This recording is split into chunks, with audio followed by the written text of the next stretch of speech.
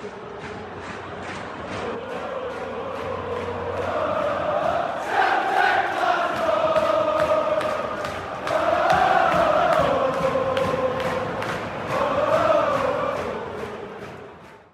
and welcome to another episode of Four Tims in a Podcast. It is Thursday the 30th of October and we are joining you tonight after Celtic's impressive 4-0 win against Falkirk. It's been a while since we're able to say words like Celtic and impressive together. Tonight it's me, Danny, with Andy and Tony, and we're going to have a wee look back at the last couple of days at Celtic from Martin O'Neill, Sean Maloney coming in, the Falkirk game, and of course the big game on Sunday against Rangers in the League Cup semi-final at Hampden. Tony, we were on Monday night. We came back on. Didn't expect to do a podcast on Monday night, but there we were. Everybody was a bit emotional now that you've had a couple of days to think about it. And last night, did you see a huge difference in approach for the team last night? Or basically, what's your thoughts on the last 3 days now that you've had time to sleep on the Brendan going away and Martin O'Neill and Sean Maloney coming in? And did last night feel like a fresh start for you? I get Monday was a slightly raw reaction. There was maybe some things says that we shouldn't have said. And to actually get dug up in the YouTube comments for being ageist, I think I may have called Dermot Desmond a silly old cunt or a horrible old cunt. So I'd like to retract that his age has nothing to do with it. But he's still a cunt as far as I'm concerned. But that's kind of by the by. Yeah, it's been a crazy couple of days. There was obviously the reaction to the Dermot Desmond statement. I still think that was absolutely wild, and I don't know why that happened or why you would allow that to happen. I still think there should be some kind of repercussions for that. My hope is that Brendan takes it to court and then we can probably get a better idea of what's going on. I thought there were some things in there that just it would be difficult to prove as correct in court. Like every penny's reinvested. I don't really see how you can justify that statement. But yeah, I'm sure that'll kind of play out. I think if Brendan doesn't respond, then does that mean Dermot Desmond's telling the truth? Which would be bizarre if that was the case, that Rodgers has been wrecking the club for June, but we didn't sack him, we let him resign. I think that would be another ridiculous failing for the board. So it's just a mess either way. Obviously, there was a protest last night that looked very successful, which I was delighted to see at the front of the stadium. I actually did miss the first half of the game. I was out doing stuff. As people are probably listening to this podcast, I've kind of chucked it a wee bit. But caught the second half, and I thought we played well. I quite enjoy the fact we're a bit more direct. I think if we're going to win on Sunday, then that needs to be what we do. Players obviously get some sort of boost for O'Neill and Maloney coming in, which was good. Don't get me wrong, I think Brendan would probably have managed to beat Falkirk. But look, I guess there's maybe some slight positivity. I must admit, I think people have lost their run of themselves a bit. There's people that want us to offer Martin O'Neill the job based on that victory. And I think everybody needs to just calm their nerves, calm their jets a wee bit. Like let's not jump the gun. But no, I think last night for a lot of people would have been very, very nostalgic. I was obviously very young when Martin O'Neill was here the first time, but those 5 years, they're kind of seen as the kind of glory years out with Lisbon, European Cup final, unbelievable European results, some brilliant derby results, a wee bit of kind of heartbreak in there as well, but mostly kind of great times. And I'm sure after O'Neill left, a lot of people loved the idea of O'Neill coming back and seeing him jump the touchline and stuff like that. So I can assume it would probably have been, and even for me, I thought it was brilliant to see Martin O'Neill on the touchline and still having that passion and obviously get such a resounding victory. I think it's a smart play by Dermot Desmond, but I think it's an extremely risky one. I think he's probably thinking, the way I see it, I think maybe Maloney was the idea, but they thought if we bring Martin in, he's a kind of shield, because people would have went mad if it was just Maloney, but if you bring O'Neill in with him, you probably get a good contrast, plus you've got a kind of Celtic legend that's kind of there to kind of calm things down. I've been saying in the chat all day, I think it all comes down to Sunday in terms of where we're going to go next. So either what you're going to get, this is the way I see it, you're either going to get Martin O'Neill beats Rangers and there's massive calls for protesting just to totally stop and just that's the end of it. We just all back Martin and maybe Martin stays a bit longer. Or you have the complete nightmare alternative where you have 25,000 Rangers fans singing "Cheer Up Martin O'Neill, what can it mean to a sad Fenian bastard?" and then you kind of look at it and go, right, Dermot Desmond's given Martin O'Neill this squad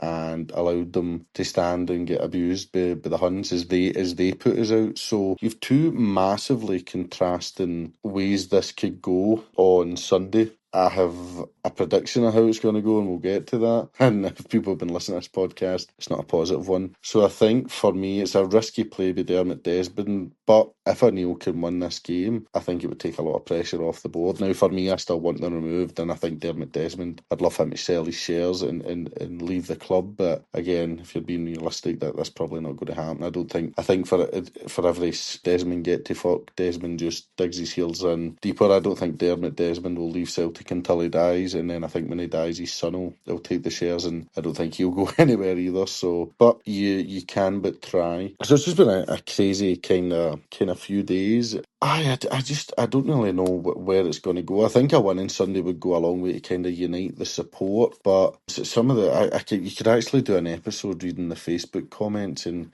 people have just totally lost the plot when it comes to the protests as well. Like, just the guy of the day really saying, "Oh, I wonder if these are real supporters," and then basically saying that the people who go to away games aren't real supporters, but he doesn't go to away games. And I'm going, well, are they not supporting better than you? But I think people just have it in their head that this is just a Green Brigade initiative, and it's just certainly not. But how many times can you say the same stuff to these people? They've just made their mind up. They've made up scenarios in their head that don't exist, and they're just going ahead with it. So really, it's just time to kind of ignore in terms of that. But I think if O'Neill wins on Sunday, I think there's a good chance he'll see out the season. I know he's already come out and says it's short term and whatever else, but I think there'll be Celtic fans demanding O'Neill gets the job full time if he beats Rangers, which would be incredibly short-sighted and a mistake in my opinion. I think there's so many other coaches that have been doing really good things throughout Europe for a number of years. Luke Martin's obviously he's forgot more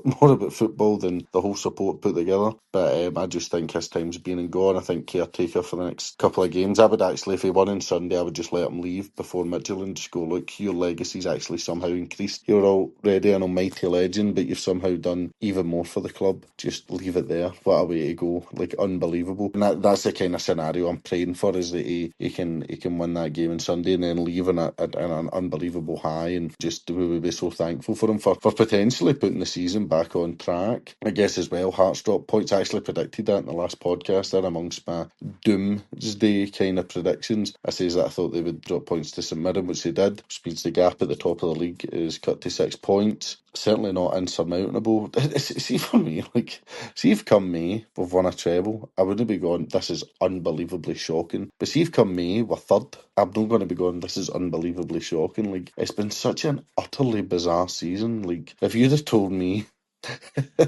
the day after the Bayern Munich draw, I don't know if Rijo for Gig Pods listen to this, he's forever mocking the Bayern Munich display, but I thought it was an excellent display, and it seemed to have been one of the major highs in recent years. So if you told me the night of the Bayern Munich display that 8 months later Martin O'Neill would be in the dugout, I'd probably have thought you were off your head. But it's just very strange. But look, where we go for here, we need to try and win on Sunday. I'll say one thing, I'm a lot more confident with O'Neill in the dugout going into Sunday than I was with Brendan, because I think Brendan it just wasn't happening for him. And if he tried to play it for the back, I think I gave Rangers all the confidence in the world. Whereas if O'Neill's just going to say, look, try and get the ball in behind Tavernier, John Souttar, with the likes of Maida, maybe Kenny, Tanecki, and potentially Iniacho coming back in, I think that'll suit us, and I don't think that's the style of play Rangers will want to come up against. So I think that's a potential benefit for us. But no, I think things have settled a bit. After Sunday, I think it'll give us a good idea what's going to kind of happen next. There seems to be a manager search on. I find it quite appalling that we've known, apparently, I mean, according to Dermot's statement, that Brendan has been causing holy hell since the summer, and we don't have a manager lined up. I don't quite understand that. I don't understand why we have an interim who we've actually went out and got we've went and got a coach for him, Mark Fotheringham. So for 4 games, don't really understand that. Another thing, John Kennedy, 27 years at the club, and arguably for some of the people listening to this who understand this reference, the greatest ever manager, because people made fortunes for him being the manager for 10 games. I thought it was quite poor, not even a proper post about him leaving the club. Again, that raises eyebrows. Why is Kennedy went at the same time as Rodgers? And then the likes of Johnny Kenny, and Sean Maloney out kind of praising Rodgers. There's a lot of kind of contradictory stuff going on, but I think that I'm hoping that'll all come out in due course. Again, I think it just shows kind of a destructive nature of Desmond to release that statement when really it should just have been left at Brendan's resigned. Thanks for our hard work. We're looking for a new manager. There was no need for a guy that's got, I don't know what it is, 30% of the shares to go on Facebook and write the Celtic website, but it felt like somebody on Facebook and just kind of write such a damaging thing about a manager. It's just bizarre. I'm kind of all over the place here, and I think that's kind of symbolic of the club because the club is all over the place at the moment as well. But look, all you can do is really hope that Martin and Sean can get the result on Sunday. It's the first Celtic Rangers game at Hampden or Celtic Park out with COVID that I've missed in 13 years. I ended up with 2 tickets for it and gave them both away. I don't think I'll be back this season, as I've said before, and then next season I might just kind of chuck the season ticket entirely. The only thing stopped me doing that is the idea one of these people that say to me on Facebook, get to fuck so I can take your ticket. They're the only people that are kind of motivating me to give Celtic £700 for the square root of fuck all. Obviously that's totally illogical and very bitter, but for every comment I get like that, I go, I might just keep my season ticket. So as I say, it's totally illogical, but that's kind of where I stand with it. So I kind of covered a bit there, Danny. It's not like me to rant and rave and go on. It's no, and you missed the part about the game last night, apart from not seeing the first off. But no, I think what you say, a lot of truth in it. The bit for me about O'Neill is, I think naturally, if you beat Rangers, the support are going to naturally unite a bit. The whole hoo-ha around them, a press conference, the press kind of photo call, the bringing in Fotheringham, McManus, as they brought in somebody for Chelsea. It does strike me that it's going to be longer than 4 games, but I don't think that means any of that. I think Maloney will take well in a couple of weeks till the end of the season, or permanently. I don't know. I really don't back Celtic to go kind of to left field. I think it's kind of staring us in the face. I think O'Neill might be a figurehead for the next couple of weeks to kind of, as you say, steady the ship a wee bit, and then I think it'll be Maloney. I think Boringham, McManus, it all strikes me as kind of Maloney type coaches, where certainly Fotheringham was kind of highly thought of. He's been abroad like Maloney. He's worked in different cultures. Maybe he'll be Maloney's assistant. It's just a bit fishy for me. Like you, I wouldn't like O'Neill to be there much longer. I love Martin O'Neill. He was the first Celtic manager that I can proper remember putting a winning team out consistently. I said it the other night, he gave us our swagger back, certainly turned us into a European force again, but I think he'll get a bounce out of the team for a couple of weeks. It's sustaining it past that, I'm not too sure about, and I would like to see us bring in somebody else, but I think if they were to win on Sunday, get a positive result next week against Midtjylland and then beat Kilmarnock, I can see at least a few of them in the coaching staff staying on for a while. But Andy, you were at the game last night. I see people all day talking about how different it was night and day for Rodgers' football and stuff with less possession. I watched it. I still thought there was a lot of knocking the ball about, but what I would concede is there was a very different approach to our attack last night. And what did you make of that? And first time we've scored 4 goals since we last played Falkirk. So did you enjoy it, and what was the atmosphere like in the ground? To be fair, I'd agree with you there. I know a lot's been made about possession and everything else, and I remember coming away for the game and seeing somebody saying Twitter, "Oh, it's the first time." Like some joke about Celtic having less than 60% of possession, but it was 59. But I was having a look earlier on the day, and it was 61, so it's obviously about the 60 mark. And I would agree with you for a lot. It's not as if fucking we flipped the script and it was watching a different team. It wasn't. There was at times where there was a more direct approach, and Negrin was obviously moved a bit further up the park. And I think a lot of it, maybe individual performances, sort of raised the bar. Like with Sriracha in particular, I was obviously bigging him up in the chat to use. I thought he was excellent, and I really do think that, to be honest, that left back slot's his now. And I think you just see a better player in Tanecki when Sriracha's there, and I think we were such a threat down that side, and he's up and down, and it was really had that bit of fucking digging desire that we were almost missing at times. We've said before that we felt a bit soft, and he was one of the players I feel that gives you that, but that's obviously the fucking nutter South American in him. I thought Negrin having a bit of a role to move about across, obviously he played in a bit of a 10, and was able to move about with a bit more freedom as opposed to either being in the middle of the park, usually sort of on the right side of McGregor, or being out right. I think giving him that freedom really made us a bigger threat because he was harder for one of their players to sort of pick him up because obviously he had a bit of that free roll. I thought Engels was really, really good. I've said it a million times, like Engels gets such a hard time down to the price tag, but he's a fucking workhorse. He was like the fucking 87th minute or something. I've seen him, honestly, must have done about a 60-yard sprint to go and try and win the ball back, and it's things like that and that sort of level of desire that probably picked up for a lot of people. But in the team, but to be honest, that's infectious. Like, if there's one or two players doing that, I think what you tend to find is teams sort of come along with that. I mean, obviously it helps that I'm assuming Martin will obviously be in there motivating and try to get 100% or that extra sort of 5-10% out of players where he can, and I think you've probably seen that. But I would say there was knocking the ball about and there was sort of sideways passes and backwards passes. But listen, I've never got a huge issue with that so long as it's done with purpose, as long as it's done with the intention of trying to reset or try to sort of find an error. But where the sort of difference probably came is there was times where they were just willing to just fucking knock it forward. If it wasn't working or if they were under pressure and maybe didn't become guilty of overplaying. I think that's where a lot of the differences came from. Obviously, the goals a couple of them come for rebounds and just sort of being about and sort of being on your toes in the box and stuff like that. And that was really good as well. But I think the energy levels were up, the desire was up. You seen a bit of fight about them. That fucking prick Arfield was trying to start his usual shite in the middle of the park, and I was honestly stunned. I think I seen fucking 4 or 5 players all running out and giving each other a bit of batting and showing something, and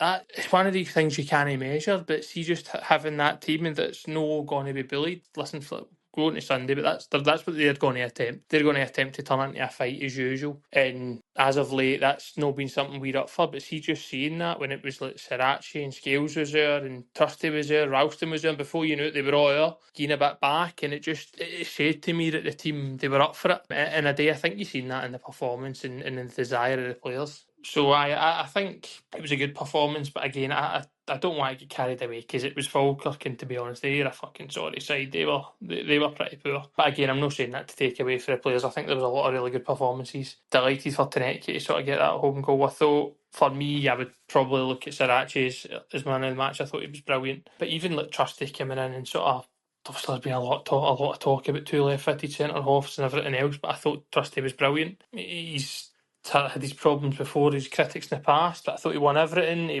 was always trying to look to play, never shied away from taking the ball off the goalkeeper or try to get involved in the play. And as I say, he was strong in the tackle and really, really impressed with him. Thought McGregor was improved.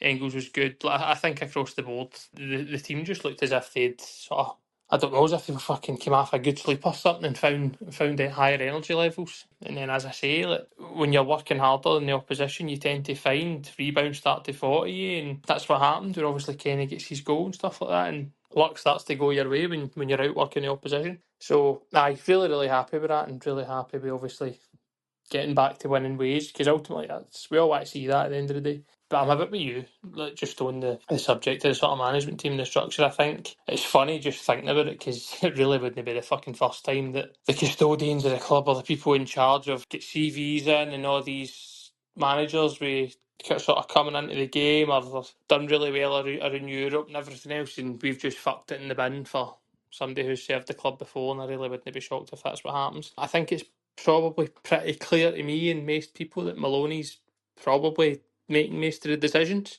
I think some people find that really hard to believe, but I mean, Martin almost pretty much said it in his press conference, to be honest. And I agree with you, Danny. I think if they thought they could have got away with it, like if things were rosy and people weren't protesting and everything else, I think it would have just been Maloney that took over the role.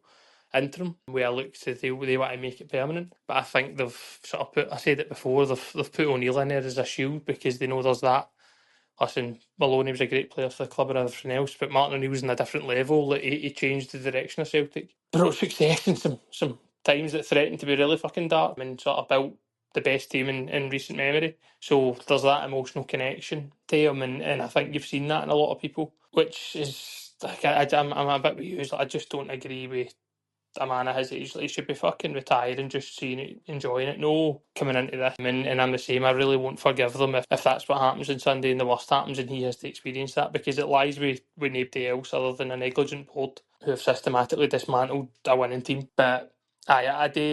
That's my worry, to be honest, Danny. I don't think it's a coincidence that he's getting Fotheringham in and fucking again. Just how Steve McManus has somehow found himself falling upwards is totally beyond me. I can't for the life of me understand it. But again, just Celtic. That's what we do apparently. I do have a really, really bad feeling that Sean Maloney's going to end up the manager, and it just appears that all you need to do to get the Celtic gig is go and fail at Hibs and get fucking bagged. But there you go. It's one of these things, Dan. It's good performance. Don't want to get carried away. Hopefully it continues. Hopefully the levels continue with the players. I like to see that. But there's obviously, I won't cover too much of obviously what else has been on, other than just to say that I thought it was an outstanding number of people that went out and showed their support to the protest at the start. I'm sure everybody listening knows what we think and knows where we stand in the whole thing. But I think for a midweek game, fucking the weather no the greatest, and obviously people being asked to come out and support and sort of stand together in unity and let these people know that it's not on is an incredible number, an incredible show of support. So just if MD listening went along, then brilliant. And I'm sure it will not be the last because it's obviously a fight for a long haul. No, I'd echo that. Well done to everybody that did take the time to get along last night and make their feelings known. Aye, with the management thing, it's the whole, I mean, it could be totally Celtic thing today is hire these folk for 2 weeks and then bag them all. But it just struck me as a bit of succession planning. It's very, very familiar. And I know when Lennon came back, I think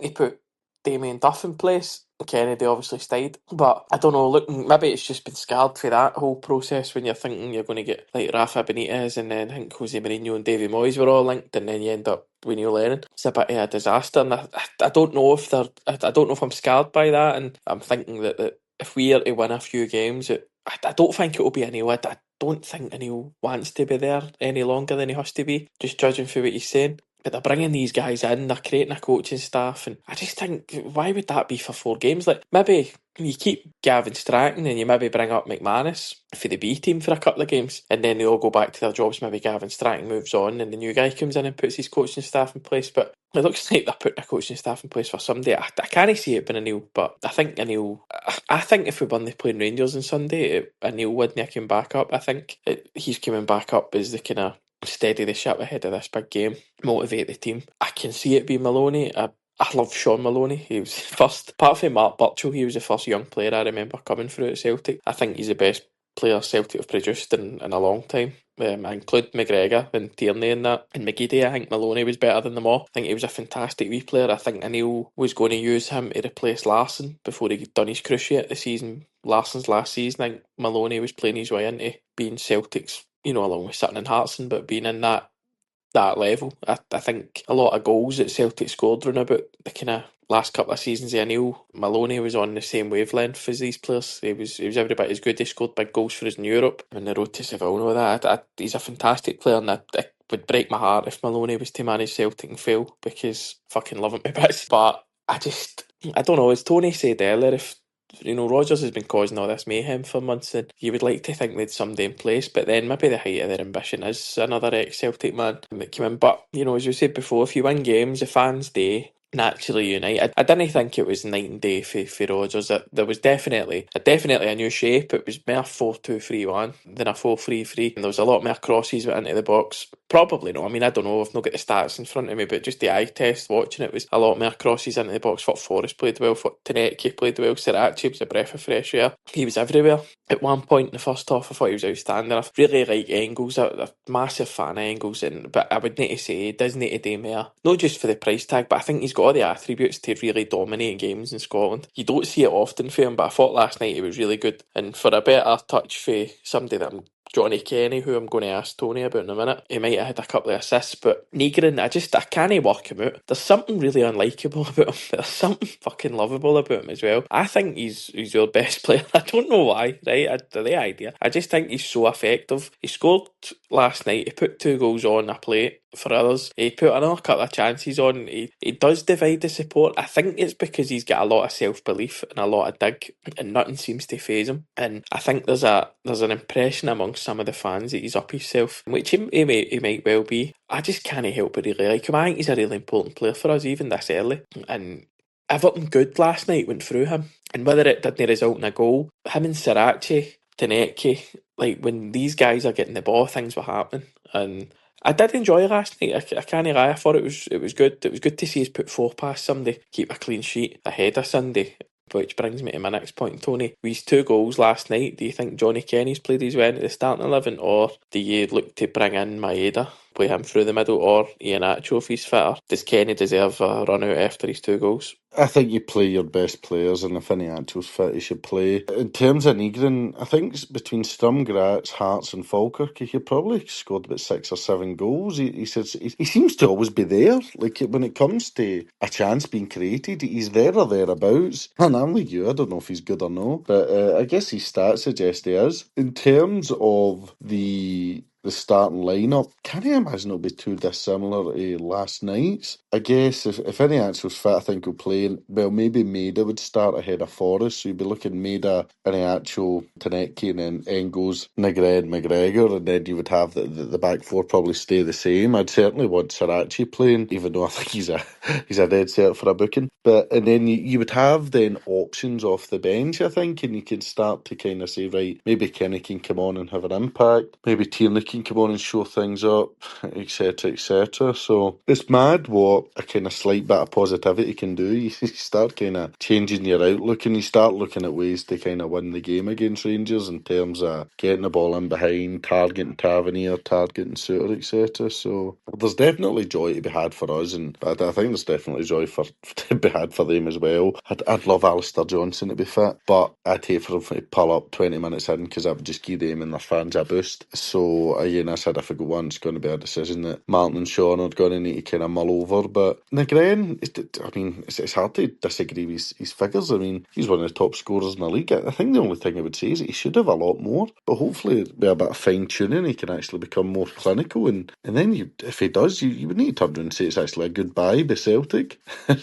So it'd be great to have a success story for the transfer window, but if he can start being consistent and finishing and continuing to assist players, then I guess you would need to look at that as a positive. I think it's already a positive. I think he's a good player. I can't quite work out if I like him or no. I got a bit of back chat off one of the boys, Jack, who said it's my worst opinion for Mouse. I think he's my best player. I don't think he's my best player, or he's just the most effective. I can't work him out. He reminds me of Chris Commons a bit, where he's left-footed and he's got a bit of an ego, but like Commons would always score hundreds of goals, and like Everton kind of played through him, but I still couldn't work out if I thought he was good or no, if I liked him. And Negrin's a bit like that. But I thought last night in that further forward role, like we've been on here all season saying we don't know where they should play. Should they play out right? Should they be in the middle? We were talking about him playing up front with a bit of pace and that around him. But I thought last night in the 10 role, he was quite clearly further forward. He enjoyed it. He had a bit more of a free role. And I actually thought by only having 2 in midfield, or certainly 2 sitting, I thought McGregor and Engels had a lot more room to roam about the park, and the passing was a lot better. There was that pass into Negrin or Kenny was on the whole night. It was a great layoff by Kenny in the first half, and Negrin should have scored. They had a terrible first touch, but I've not seen anything like that for Celtic in a long time. And that further forward pass, a lot of the passing when the midfield's like a flat free is side to side, and you're hoping for maybe a winger to beat somebody or a fullback to go on the overlap and get across into the box. But I thought by having 2 people kind of further up the park, there was a lot more movement. There was a lot more kind of. And we got a lot more enjoyment down there. But Sirachi for me, I think he'll start Tierney. I think he'll start Tierney. I think he'll look to bring Sirachi on later on. If Johnson's fit, he plays, I would imagine. But to me, Trusty's a must. I thought he played well last night. I thought the first 20 minutes, there was a couple of occasions where he was like swinging, like Starfelt used to do, where he would turn his whole body, because Starfelt played in the left, turn his whole body so he could play the ball with his stronger foot. But I actually thought he did a really good game. And I think, to me, if Maeda's fit, if Ian Acho's fit, I don't think you bring both in. I thought Forrest played well, but then Forrest I've been stung by this before, with Forrest playing well before Rangers games and then completely fucking shit in the bed. I don't know. I think Maeda will start if he's fit. Ian Acho might find himself on the bench. I think he would rather play Maeda through the middle than play him outright. So I would imagine Kenny might sit down. I was delighted for Kenny. I've been really critical of him in the group chat and on here all season, but thought he took his goals well. He really should have scored a couple more actually. Could have had 4 or 5 himself if he was a wee bit maybe a wee bit sharper, but I thought his header in the first half was unlucky, and I thought his shot in the second half was unlucky. He just kind of lost all composure. I think he's seen the bright lights of a hat-trick in front of him, but no, I was happy for him to score a couple of goals. That kind of day his confidence any the harm. Thought the boy Osmond looked bright off the bench. I think he looked really quick, made a good shot at goal, and he was unlucky. I think it was at Ralston. Srirachi put in an excellent cross, and I think he was just off it. He just couldn't get on it, and I thought that was unlucky. But funny, but you said, Tony, about feeling a wee bit more confident. I think Neil. It's not criticism of Brendan, but I think we were in a lull. We were in a lull, and I was worried that if Celtic turned up under Brendan on Sunday and played the way they can play, I was confident Celtic would win. But we've not really seen it. But I'm almost 100% certain that Celtic will turn up and be up for it on Sunday. I think Neil, he's always been a bit of a motivator rather than a kind of tactical. He's not a training manager, he doesn't even take training. He's always been more man management, motivating. You can see he's already started working on McGregor. I think, was it you that pointed out, he must have mentioned him in every press conference, every interview he did last night. He was going on about how good McGregor is. That's just building him up again. And it's great to see, because I thought McGregor played well last night. And McGregor's taking a lot of stick off the fans this season. And I hope he can kind of turn it around a wee bit, starting with last night and carrying it on into the weekend. But Andy, Tony laid his team out there. I laid mine out to be practically the same. I think you making any changes? Is it maybe Kenny scoring 2 goals? Is it maybe just good to have him off the bench if we need him with that confidence, or do you think he deserves a start? I mean, it's a difficult one. I think, to be honest, I think across the whole team, like if you look at sort of the season from the start until now, I don't really think there's any player who deserves to keep their space if somebody else comes in and performs better, if that makes sense. But like, I just think the performances haven't been great for the most part, and if somebody else gets their chance and they play well, then I think they deserve it. And I think the one that sticks out to me is definitely Srirachi. I think he was brilliant and all, but some left back support or full back support wingers differently, and the games sort of suit each other and whatever else it might be and all the rest of it. And I think Tuneki just looked a better player with Srirachi behind him. And to be honest, he just covered every blade of grass. And I do agree with Tony though, he's probably a fucking stick on for a booking, but listen, let the madman go. Thought he put a fucking wonderful couple of crosses in as well, and just so positive, so positive, and one of the players you need, to be honest, particularly when you know what these games are like. Sometimes you can go through spells where it's not working or you're not having the ball or whatever else, and you need people to just fucking dig in, and I think he gives you that. And as I say, I think performances have got to be rewarded, and I hope he is, because I think he deserves that start. As for the rest of them, I'd agree about Trusty. I think he's again played his way in. Like he's shown why he should have been starting in the game prior, and why obviously when Carter Vickers is out there, he should be one of the centre halves that's playing. In terms of right back, it's just that old question. It's like, do you really want to start rushing players back? I mean, realistically, you could be saying I will have Johnston and Tierney and Nacho and Maeda, and it's a lot to hinge on no fucking rushing players back too soon. And listen, I've said it a million times, if you're fit enough to be in the bench, you're fit enough to start. But I don't think anybody's been that good, and they're that much of a miss to us right now. Maybe I would argue Johnston, because Tony Ralston gives me an aneurysm sometimes, but I don't think anybody's been that good this season that I would be annoyed if they don't come straight back in. And I think we've already seen we're rushing players back. It's hurt us this season, and we probably can't afford to take that risk. I also agree with Forrest, to be honest. It's that he has. I felt as if we've said he's due a good game against them every fucking game we've played against them since we started this podcast. But like, he was good, so I think if that rule applies to Srirachi or Trusty, then it should probably apply to him as well. I don't think too much will change in the team. I think it was probably them trialling a team and a change of sort of formation and play style. I hate with Sunday in mind. I really don't believe that they'll be that much different. I think if there was one position I think that they will change, it'll probably be across the front. I think it's the one that you can probably afford most, because we've got more options there than anywhere else. Like you say, Maeda can go through the middle, Nacho can go through the middle, Kenny can go through the middle, Maeda can move out right. I think there's so many options there. I feel like that might be the place that they make the change. But I think the midfield three stays as is. The back line probably stays as is, and I'll guess that he'll put Nacho back in up top. Again, I've been impressed with his attitude, to be fair, and I think with what I was talking about with other players, energy levels seem to be going up, and obviously I think most of us have seen him in the crowd sort of bouncing up and down when the goal goes in, and obviously so involved, and stuff like that's infectious, and you need that.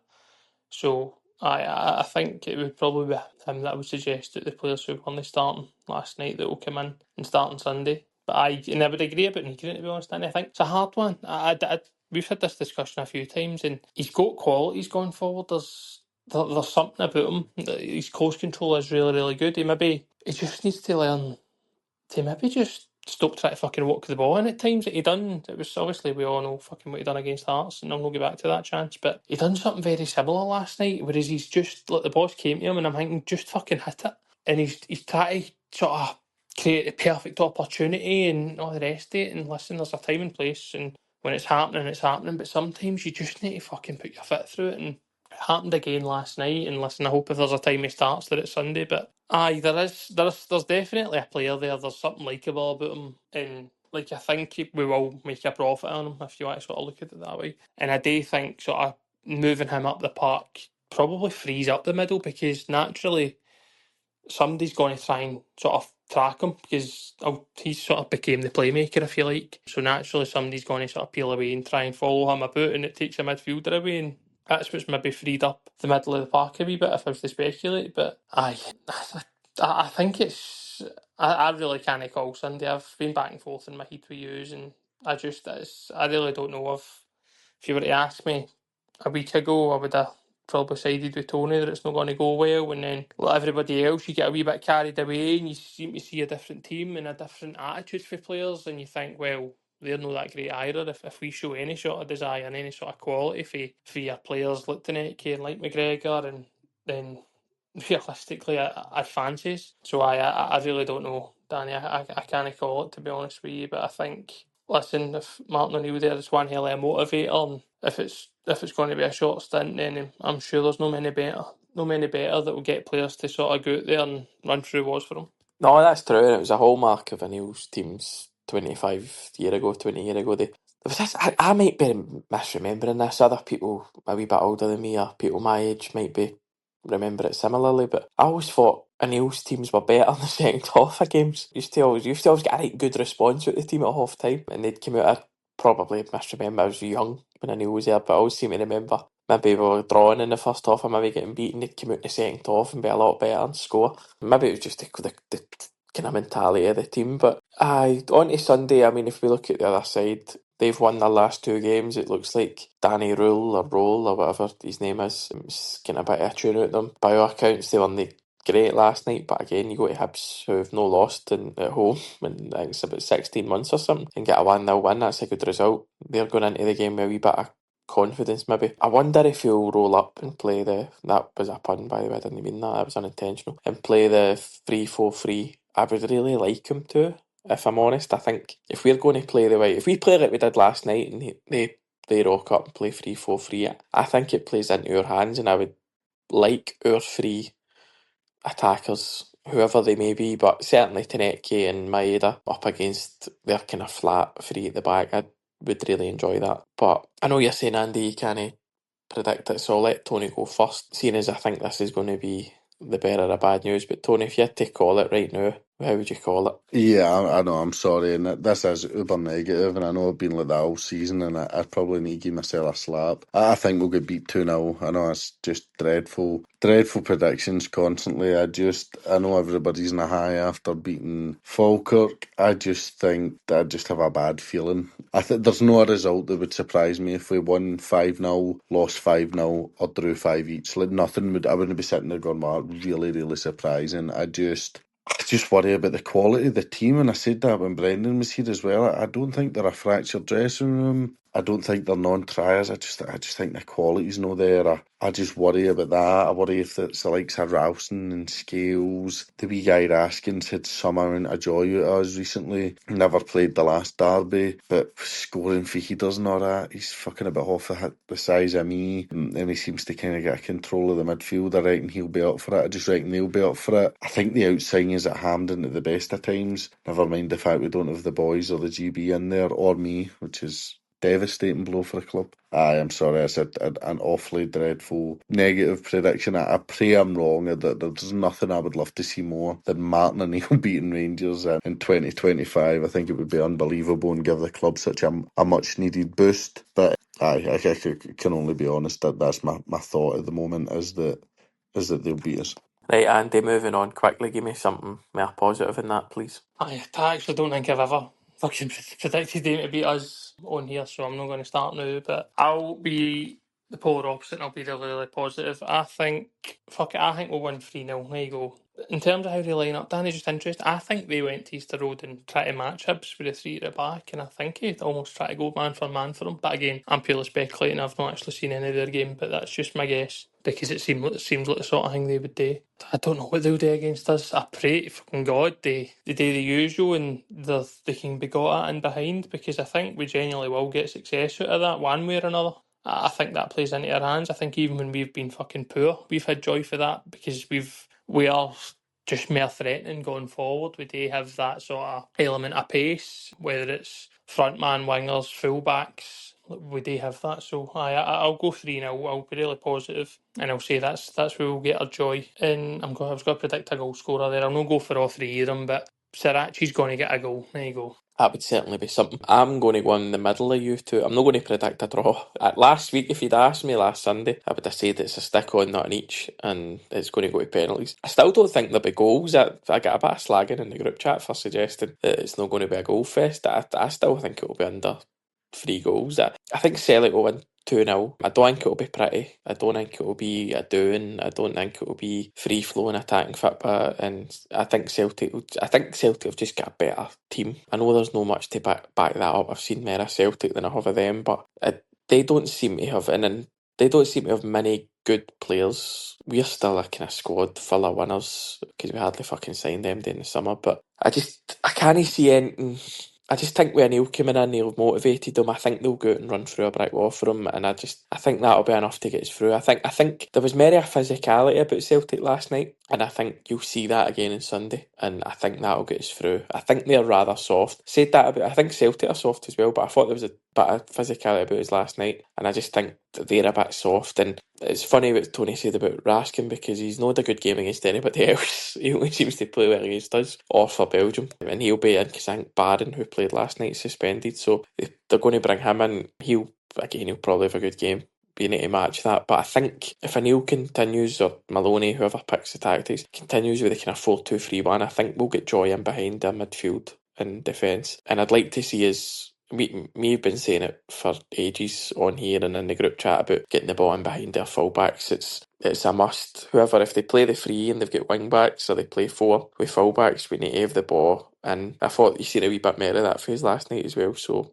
with all that said, I think it will be 2-0. Nygren's an absolute fucking cert to score for me. I think he might win himself a few more fans after this game, and I think Ian Acho will get the second off the bench later on, but I don't think it's going to be a classic. We might need to ride our luck a wee bit at times in the game, but I do think we'll come through and move on to the final, where we'll play St Mirren, who will beat Motherwell on Saturday. So with all that said, it's been a week and a half at Celtic. Very reminiscent to me of the 2019 when Rodgers left. You've got kind of 2 big games straight away, Falkirk and then in the cup. We'll be back after that game obviously to talk about that, and probably Monday night look ahead to Midtjylland, and then maybe there'll be movement in the manager front, maybe there won't be, but we're just coming up to about 53 minutes. So if you've listened this far and you've made it far further than Tony's prediction, then thanks very much. And I will be back next week to hopefully talk about Martin O'Neill riding off into the sunset, having put Celtic in the final. But unless the other 2 boys have got anything to say, I'll wrap it up there. Just to say that Dan's prediction was Celtic 2, Rangers 0, Nygren and Maida. Thanks very much for listening. Cheers.